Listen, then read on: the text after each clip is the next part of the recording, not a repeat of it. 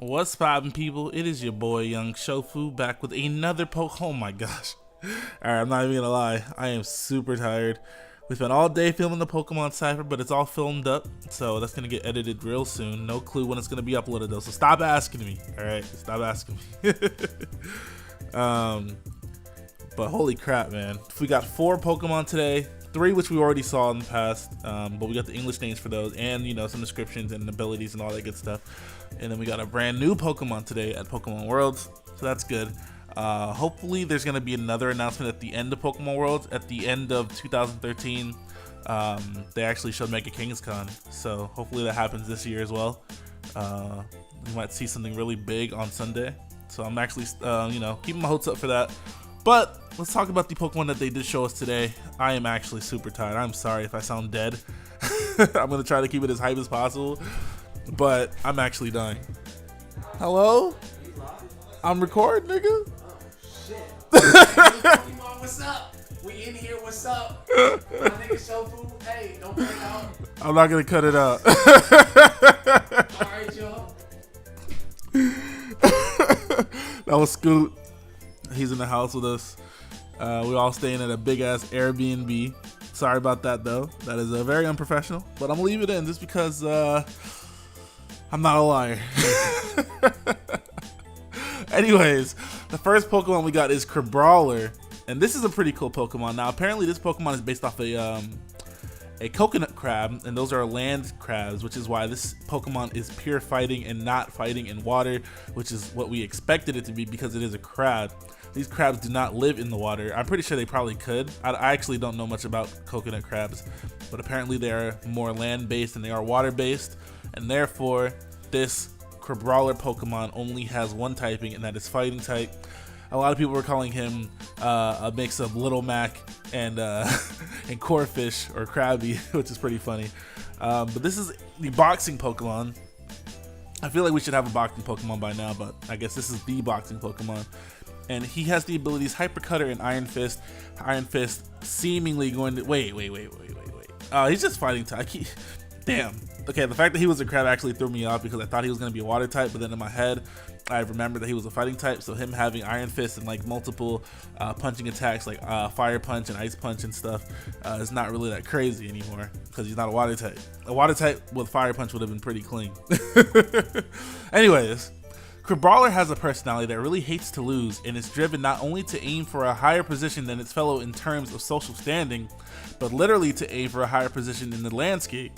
Perhaps as a result, it's sometimes found clinging to tall people or to the walls of buildings. If you try to remove one against its will, you'll be met with a sound punch. Crabrawler's favorite fruit is berries. It punches the trunks of trees to give the branches a good shake and knock any ripe berries to the ground so it can feast. Many Crabrawler may gather around the tree, but only the one that emerges victorious in battle against all the others receives the privilege of eating the ripe berries. This boy ain't playing about his berries, man. Crabrawler uses its claws to protect its face and belly while getting in close to an opponent to throw punches. Its punches are powerful enough to split tree trunks, my boy. Crabrawler's pincers are sometimes torn off during its bouts, and they are said to be delicious. Okay, calm down. Torn off. I mean, I don't. Okay, you know, I'm not gonna touch that one. But this Pokemon sounds pretty cool.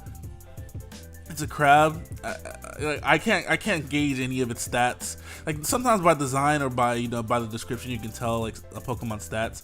It sounds like he'll have a high attack stat, but that's all I can tell. So we'll see. This Pokemon's pretty interesting. It's a crab. I hope it evolves as well. That'll be pretty cool if we get an evolution of this Pokemon.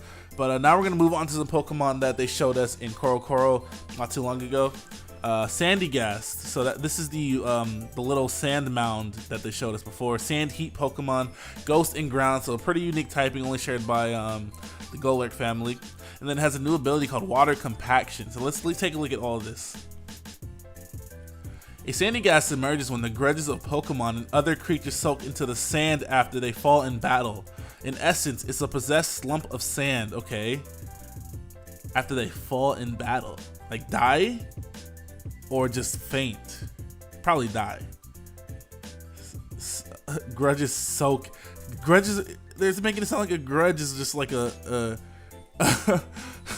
What do they think a grudge is? Grudges don't soak into sand. Like, what? If you heedlessly grab a sandy gas shovel, you'll fall under the Pokemon's control. A sandy gas uses its power to manipulate children into gathering sand to increase the size of its body. If a sandy gas loses its shovel, it may put up a tree branch, a flag, or another item in its place. These sandy gas are wanderers in search of their own shovels. Okay, so that explains the shovel. It's just to get, I guess, kids to, grab the shovel so that they can get kids to make the sand bigger. The tunnel-like mouth of a sandy gas can suck the vitality from people and Pokemon.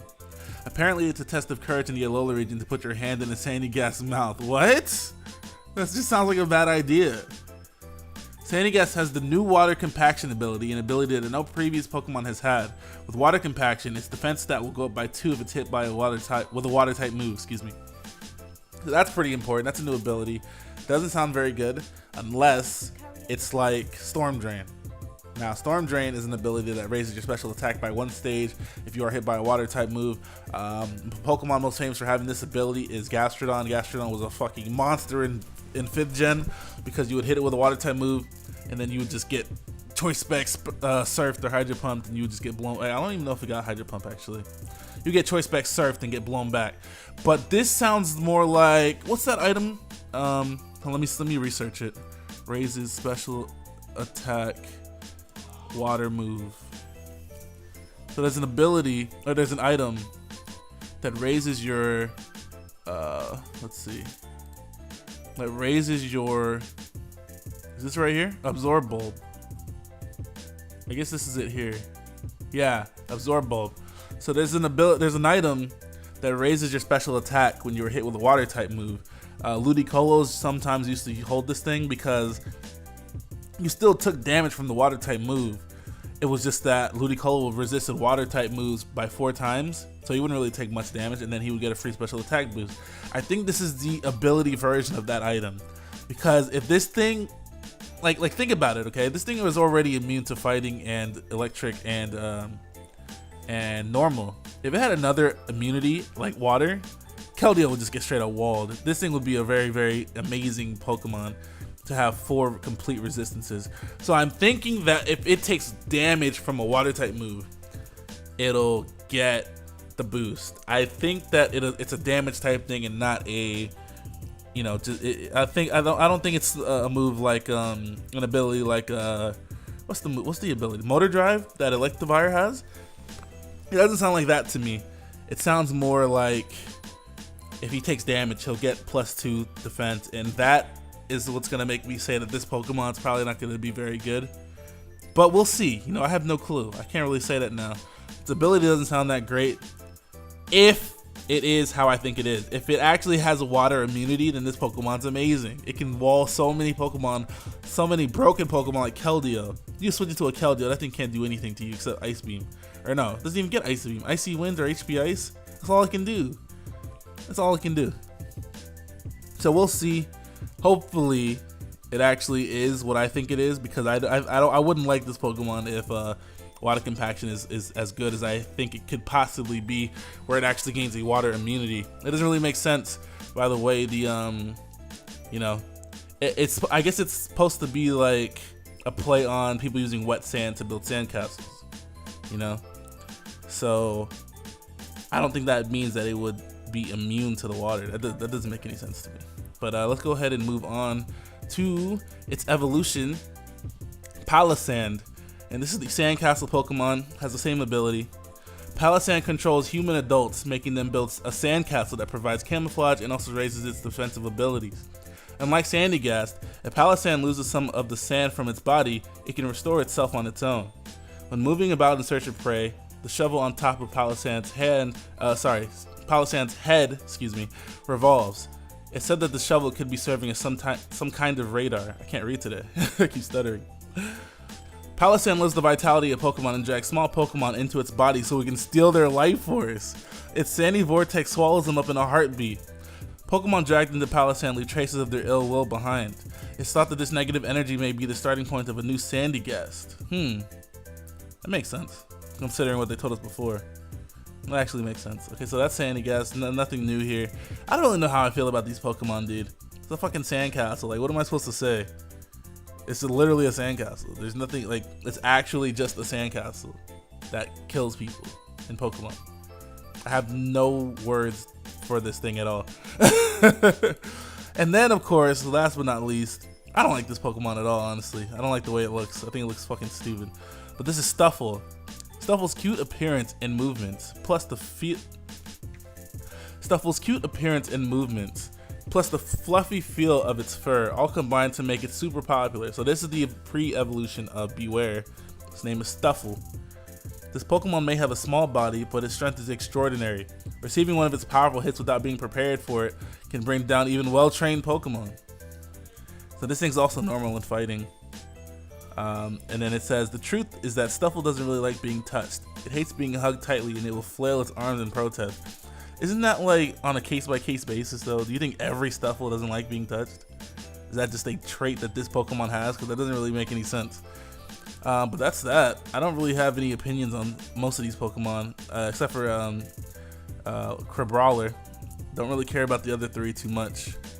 I care about Sandy Gas more than I care about Palisand, honestly. And then as for Stuffle, I don't know. I guess we'll see. I want to see like if you can catch these things in the wild. That'd be pretty cool. But that's that, guys. Thank you for watching. I'll be back whenever there's more news, probably this weekend, because I'm pretty sure we're gonna get news on Sunday. But if you did enjoy, hit that like button, comment, and subscribe, and let me know what you guys thought about the Pokemon yourselves. I know I was pretty late with this video, but I was busy shooting the cipher, like I said. But thank you guys for watching. I'm out of here. Bye.